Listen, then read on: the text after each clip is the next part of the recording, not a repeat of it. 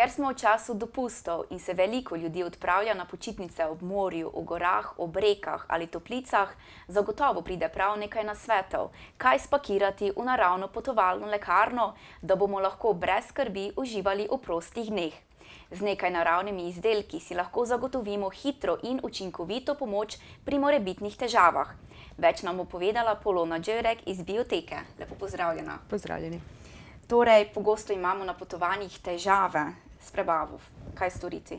Ja, težave s prebavo se ponavadi pojavijo zaradi spremembe okolja, spremembe prehrane in tukaj lahko nastopite ali zaprtost, driska, napenjanje.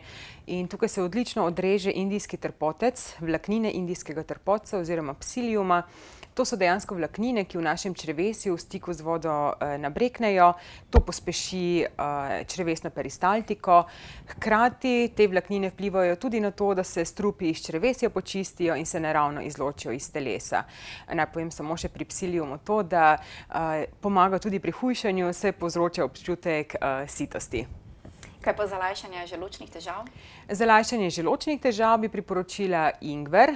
V katerikoli obliki, lahko je to sušeni ingver, ingverjev čaj, lahko so tudi ingverjevi bomboni, kandirani ingver, kajti ingver deluje antibakterijsko, tudi antivirusno, lajša potem tudi težave pri slabosti, napenjanju, pri črevesnih krčih, trebušnih krčih, tudi kolikah in pa zatira črevesne zajedalce.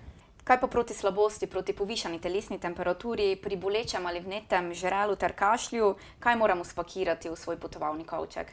Proti slabosti bi spet priporočila ingver, ki deluje tako pri potovalni slabosti, kot tudi slabosti, ki se pojavlja pri plovbah. Potem pri povišani telesni temperaturi izvleček bezga, ki ga lahko uporabimo tudi pri otrocih. Potem pri kašlju lahko propolis, lahko tudi drosera oziroma okroglo lista rosika, ki jo prav tako lahko uporabimo pri otrocih. To so vse naravni izvlečki. Za krepitev imunskega sistema priporočam prah sadeža kamu, ki vsebuje ogromno vitamina C, lahko tudi aronija v vseh možnih oblikah. Kako se pa zaščitimo pred UV žarki? Vemo, da so nevarni. Tukaj priporočam, da uporabljamo izdelke, ki vsebujejo naravne UV filtre, zadostni faktor, se pravi 30 in več, in da seveda to zaščito obnavljamo, da se namažemo večkrat.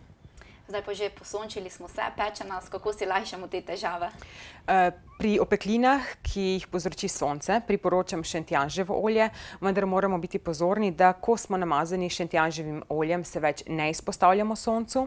Potem aloe vera, geli z aloe vero, potem tudi geli s koloidnim srebrom, ki blažijo ta srbeč občutek, pekoč občutek in pa pomagajo tudi pri alergijah in pa pikih insektov. V redu, Polona, mislim, da smo povedali vse zadosti koristnih nasvetov. Zahvaljujem se ti za obisk in srečno. Hvala vam, srečno.